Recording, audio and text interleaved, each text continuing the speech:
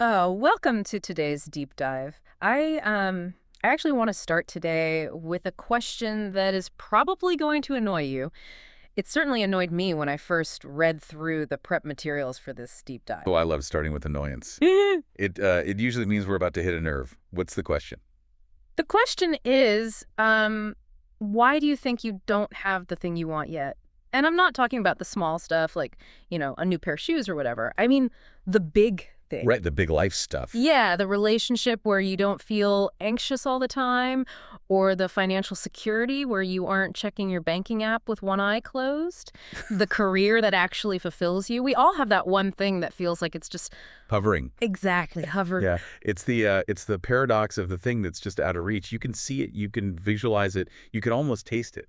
It's like it's right there behind a sheet of glass. Totally. And the standard advice, the stuff you see on social media or hear from, well-meaning friends, is always some variation of just keep going or hustle harder or, and this is the absolute worst one, you just need to get out of your own way. Oh, I hate that phrase.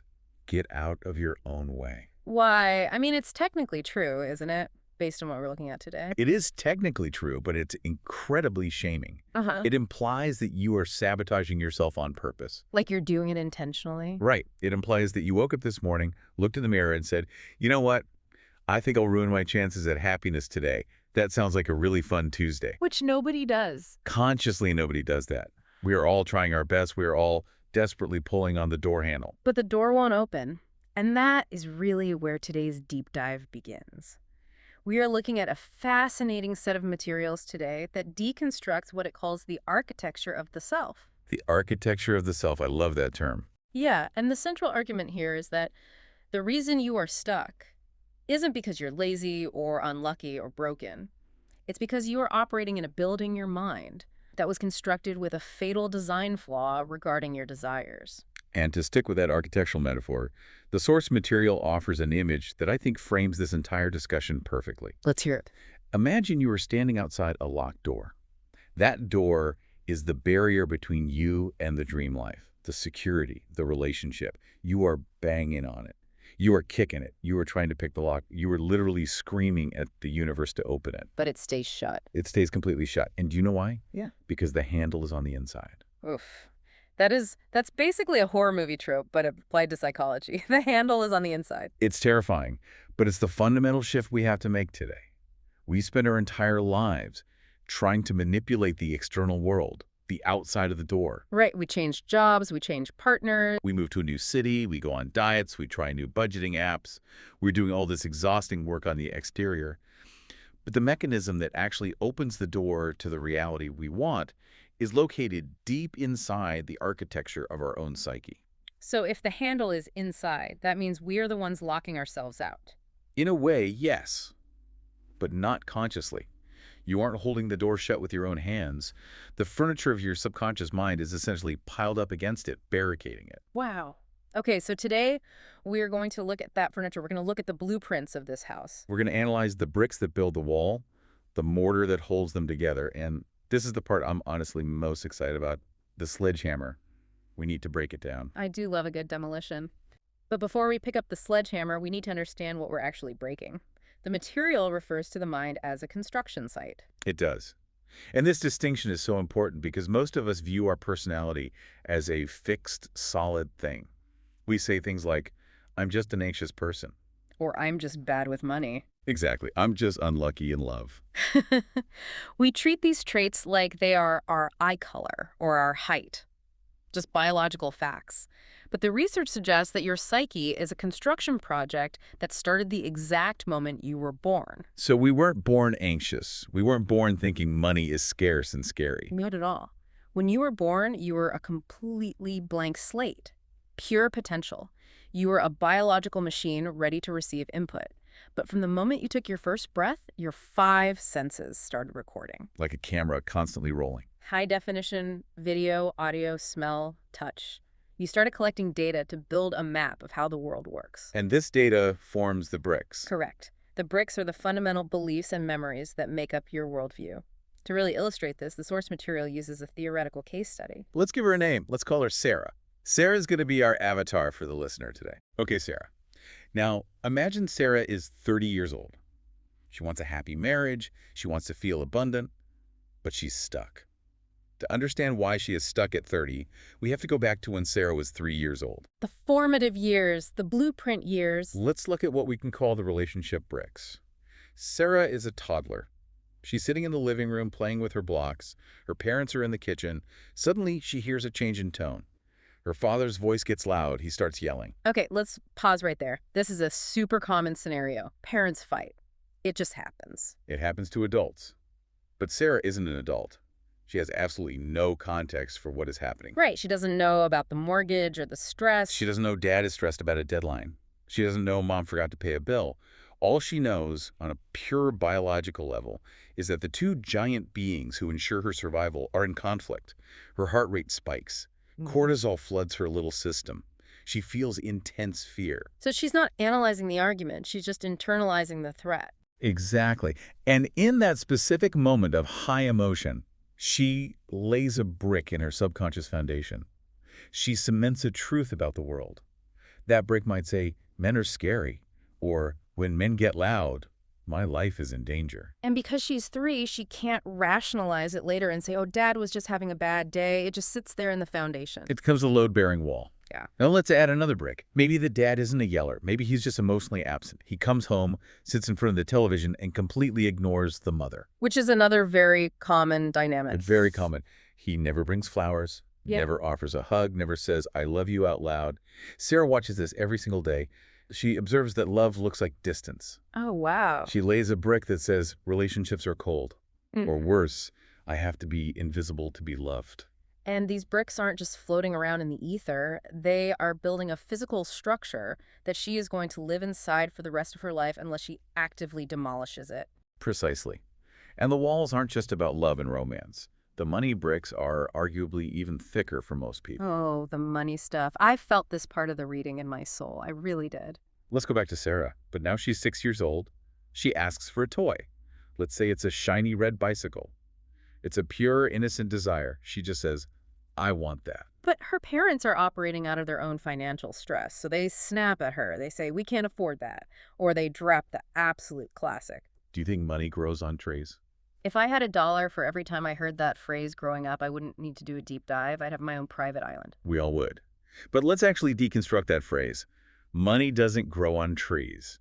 What is that actually teaching a 6-year-old child? It's teaching them that resources are scarce. Yes, it teaches that money is unnatural.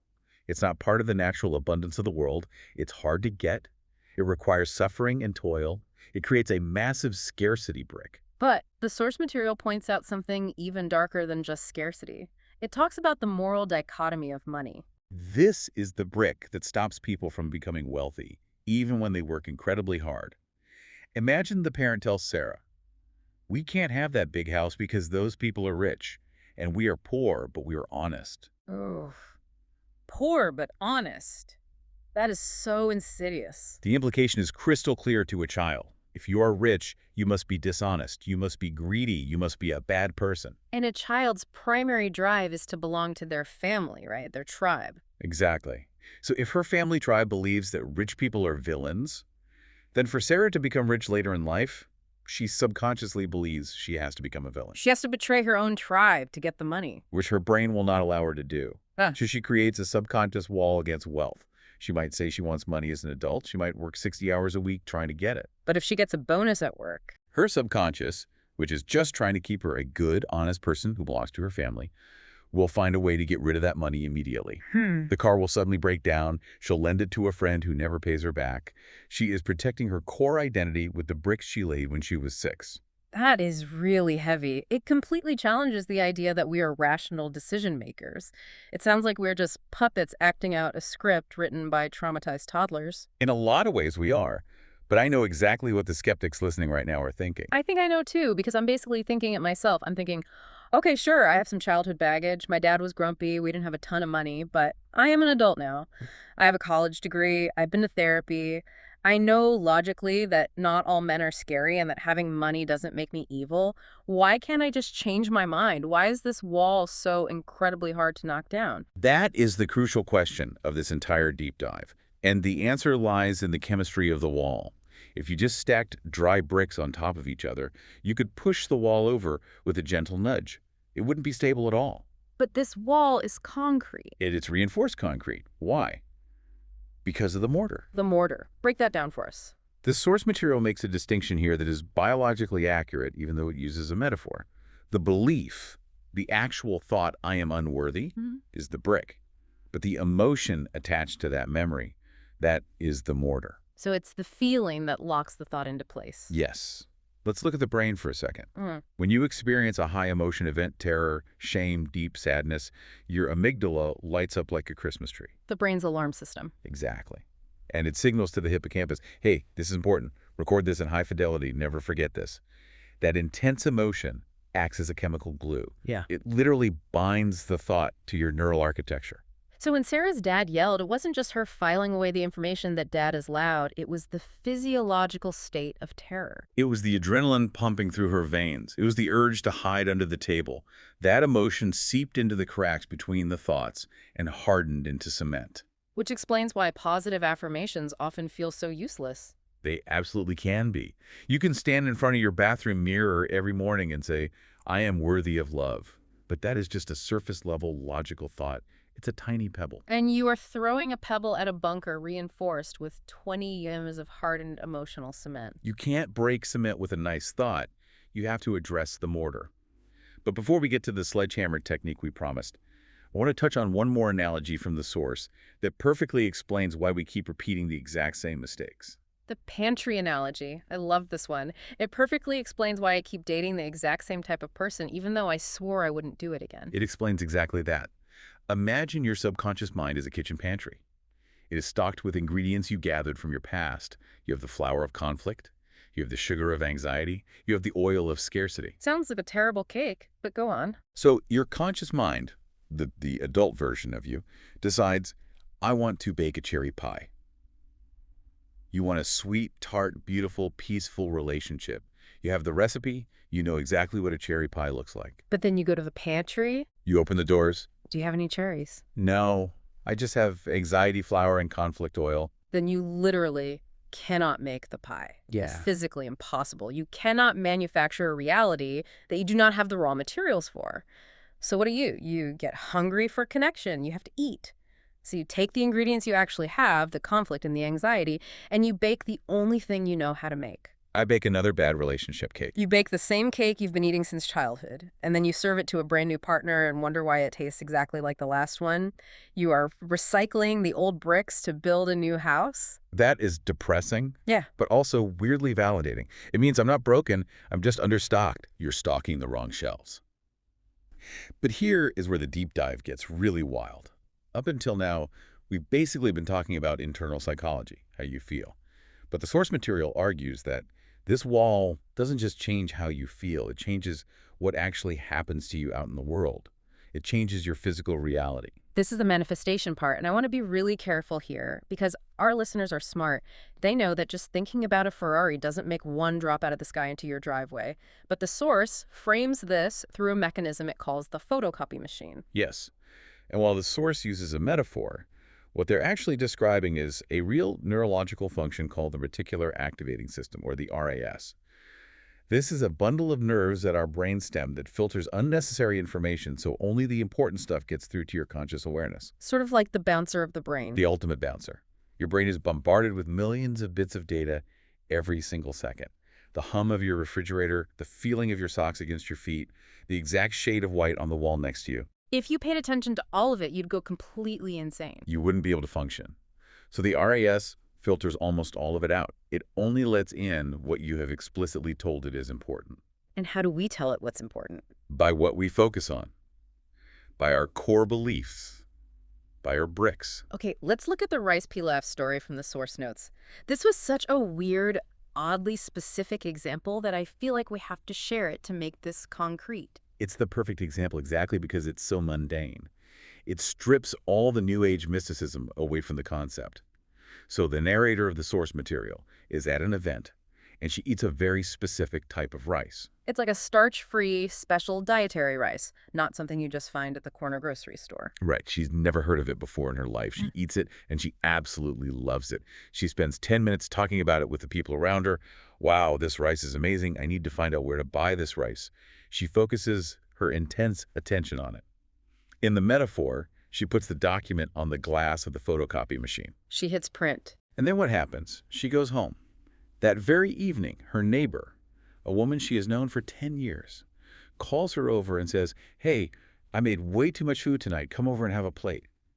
And what is on the plate? A magic rice. The exact specific starch-free rice. Now, the neighbor has never once mentioned this rice in a decade of knowing her. But 4 hours after the narrator focuses on it, it magically appears on her dinner table. Okay, so the skeptic immediately says, coincidence. Sure. But the scientist says, alignment. The rice didn't magically teleport into the neighbor's kitchen because the narrator wished for it really hard. The rice was likely always a part of the neighbor's life. Maybe the neighbor's been eating it for years. But the narrator's RAS had just filtered it out completely. Exactly. She probably never noticed the box on the neighbor's shelf. She probably tuned out conversations where the neighbor mentioned it. It was completely invisible to her because it wasn't relevant to her reality. So the rice was there the whole time. But she couldn't receive it until she tuned her internal radio dial to that specific frequency. Precisely. The world is a mirror. It reflects what you hold inside. If you believe that opportunities are everywhere, your RAS will scan the room and find the opportunities.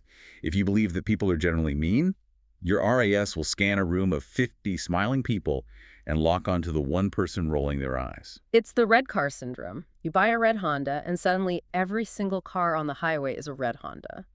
They didn't just drive off the lot that day, you just started actually seeing them. And the photocopy machine concept suggests that the universe, or your brain's interaction with reality, is completely neutral. It doesn't care if you want the thing or if you fear the thing. It just copies whatever you focus on.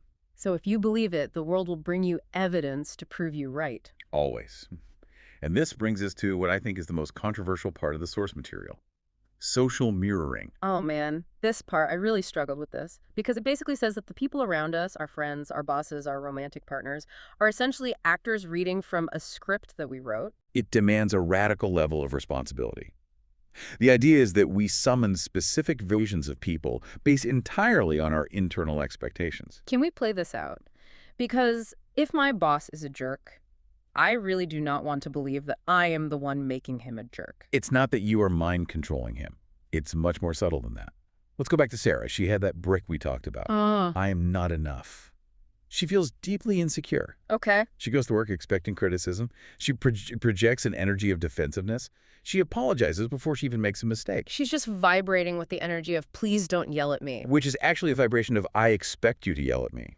Yeah. So her boss, who is a human being, picking up on these thousands of microscopic nonverbal cues, instinctively shifts into a more dominant, critical role to match her submissive, defensive energy. Sarah handed him the script of the critical boss. And he, completely unconsciously, just started reading the lines she gave him.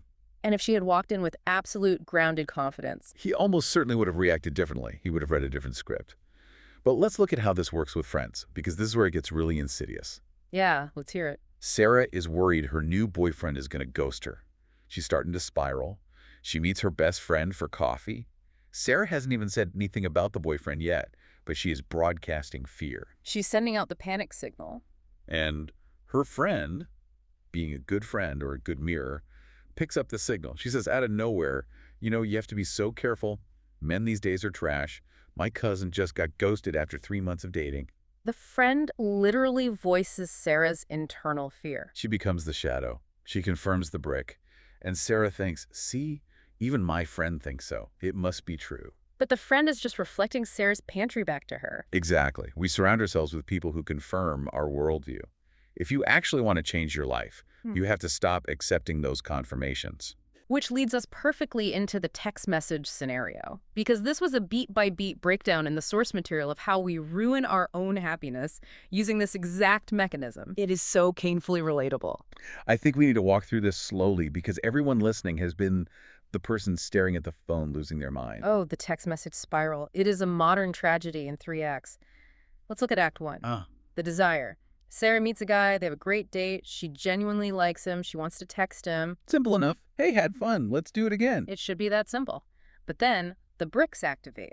The society brick kicks in. Women shouldn't text first. Then the trauma brick kicks in. If I chase him, I lose my value. He needs to hunt me. God, I hate that hunter narrative so much. It's so exhausting. It is exhausting, but it is deeply powerful. So now, the simple action of sending a text message is no longer neutral.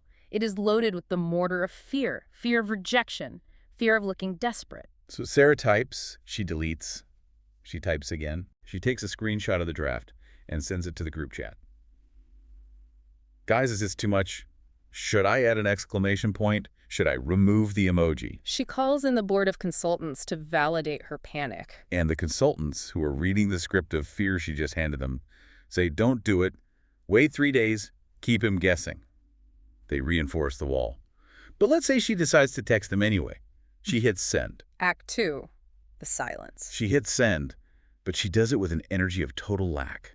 She is desperate for a reply to validate her existence.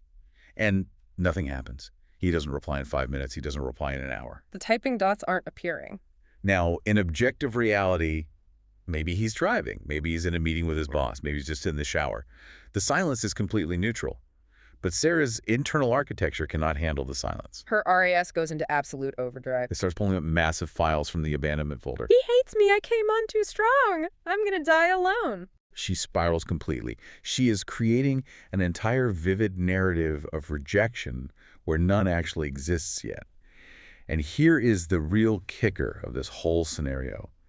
By the time he does reply, say 3 hours later, with a perfectly nice text saying, hey, sorry, was at the gym, had a great time too. It's too late. It is entirely too late. Why is it too late? He replied. He likes her. Because Sarah has already lived through the rejection emotionally. She has spent 3 intense hours cementing the brick that says, love is stressful and men make me anxious.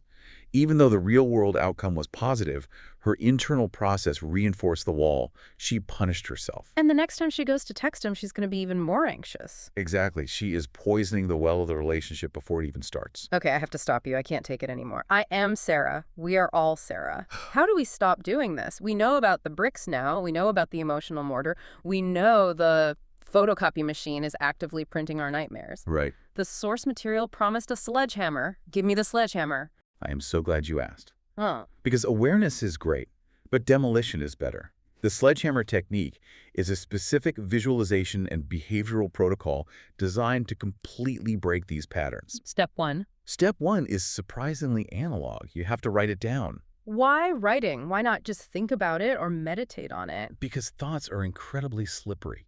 They feel like they are you. They feel like the atmosphere you breathe. When you write a thought down on a physical piece of paper like, I believe that money is evil, or I believe that if I am happy, something terrible will immediately happen, you change its state. You turn it from a subjective feeling into an objective object. Exactly. Yeah. You literally pin the ghost to the paper. You could look at that piece of paper on your desk and say, wait a minute, that's not a law of physics. That's just a sentence somebody else made up. You detach your identity from it. It is the very first crack in the mortar. Okay, so we've objectified the brick. We see it for what it is. Now can we smash it? Now we smash it. The source suggests a highly visceral visualization. I want you to actually close your eyes and do this. Picture the wall. See the dark, heavy bricks of your childhood conditioning. See the slimy texture of the emotional mortar holding it together. It's ugly. It's blocking the sun. It is. Now imagine you are holding a massive, heavy sledgehammer. Feel the rough weight of the handle in your hands. Feel the texture of the wood. And with all the anger, all the frustration, all the power you have inside, you swing it. Smash the wall. Smash it into absolute dust. And while you are swinging, you have to use a specific mantra. You have to declare to your subconscious out loud, this is just a story. This is not me. This is a lie I was told. This is a lie I was told. I really like that. It puts the blame exactly where it belongs, on the faulty programming, not on the person. It creates vital separation. You are actively demolishing the old structure to make room for the new one. But, and this is a massive but, you can't just leave a vacant dirt lot in your mind. You have to start building the new house immediately. And this brings us to the concept of the new version of you. I loved the science on this, the idea that we physically aren't the same person we were 5 minutes ago. It is biologically true. Your cells are constantly regenerating, your neural pathways are plastic and shifting. Every single time you recall a memory, you rewrite it slightly in your brain. You're not a static object. You are a river. You are constantly flowing and changing. So, holding on to the old Sarah, who is terrified of men, is an active daily choice. You are choosing to drag a corpse forward into your future. That is a very vivid image. But yes, dragging the corpse of your old self. So how do we drop the corpse? The source material introduces a very strict linguistic rule here, the I wish ban, or the if only ban. Yes, it is the language of regret. I wish I hadn't sent that text. I wish I had taken that other job. If only I hadn't dated him for 3 years. The source is absolutely adamant about this. You must banish these phrases from your vocabulary entirely. Why is regret considered so toxic? We all have regrets. It feels like a normal way of learning from our mistakes. Learning is analyzing a mistake objectively and moving forward. Regret is actively living inside the mistake. When you say, I wish, you are projecting your consciousness backward into the past. You're vibrating in the frequency of the failure. You are keeping the old timeline alive. You're feeding the ghost. Wow. If you want a brand new, healthy relationship, you cannot spend your Sunday brunch dates complaining to your friends about your toxic ex. Every single time you tell the story of how he did you wrong, you are inviting the energy of being wronged right back into your current life. You are telling your RAS, your photocopy machine, this is who I am a victim, please find me more evidence of this. Yes. So the advice is basically, shut up about the past. Bluntly, yes. Stop telling the victim's story. Stop bonding with your friends over how miserable and hard life is. It feels like deep connection in the moment, but it's actually trauma bonding. It reinforces the wall for both of you. If you want to be wealthy, stop making self-deprecating jokes about being broke. But isn't that just fake? Like toxic positivity. Fake it till you make it. Think of it more like select it until you become it. You are selecting a radio station. If you want to listen to smooth jazz, you can't keep your dial tuned to heavy metal and then sit there complaining about the noise. Yeah. You have to physically turn the dial, even if there is a moment of uncomfortable static in between stations. Okay, so let's say Sarah actually does all of this. She does the work, she writes the bricks down, she smashes the wall with the sledgehammer, she stops saying, I wish. She tunes her dial to jazz, to love and abundance, she feels great, she feels high vibe. And then a bill arrives in the mail. A huge, unexpected medical bill. Or the guy she really likes suddenly cancels their date. The ultimate test. The universe tests her resolve. This is the pivot point of the entire process. This is where 90% of people completely fail. They start the work, they feel really good for a week, and then the external reality, which is slow, remember the 3D world takes time to catch up to the mind, throws a massive hurdle in their path. And their immediate reaction is, see?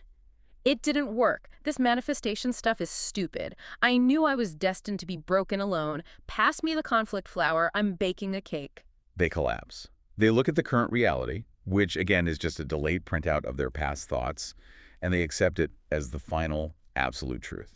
So what should Sarah actually do when that massive bill comes in the mail? She must stand firm.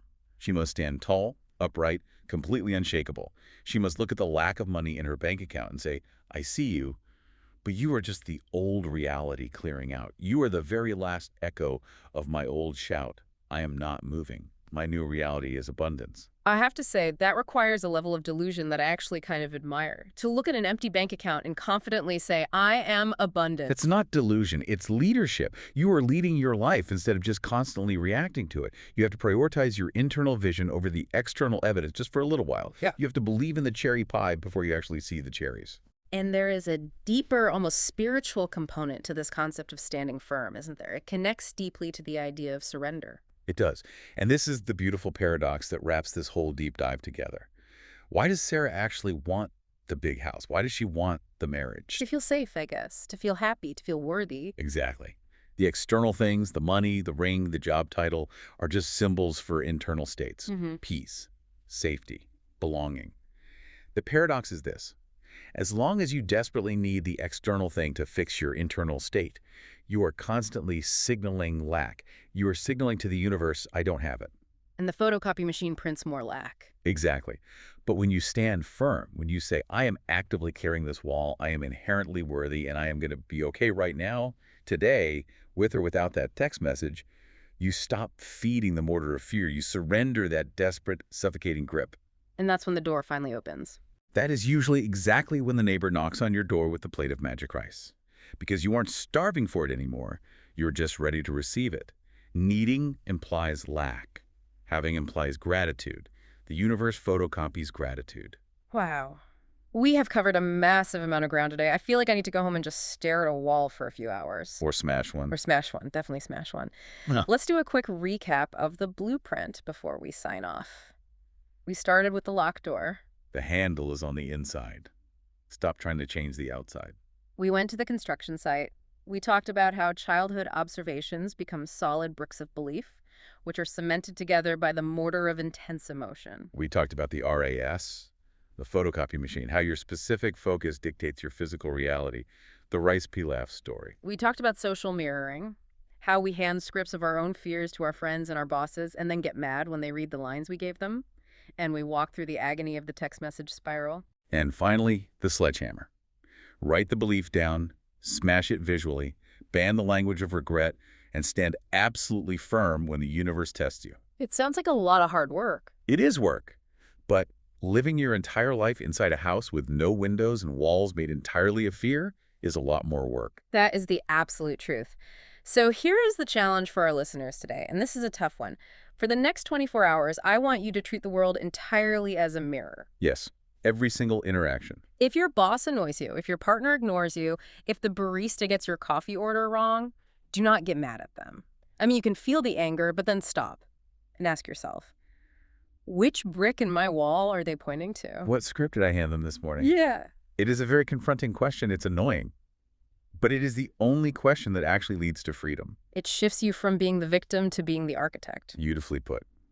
Before we sign off, we always like to leave you with a provocative thought. Something to keep the gears turning after the show is over. Here is the thought for today.